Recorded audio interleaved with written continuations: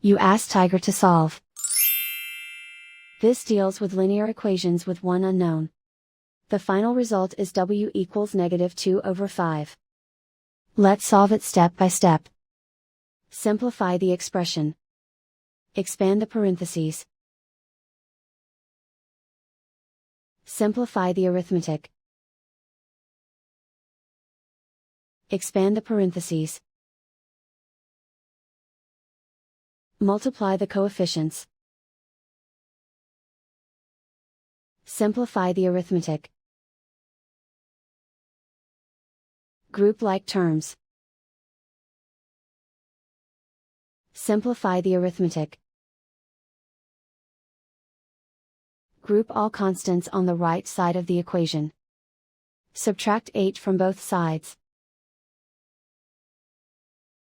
Simplify the arithmetic.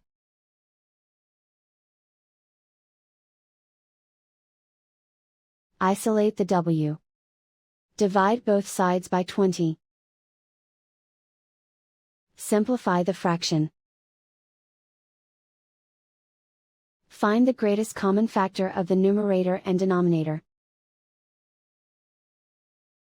Factor out and cancel the greatest common factor.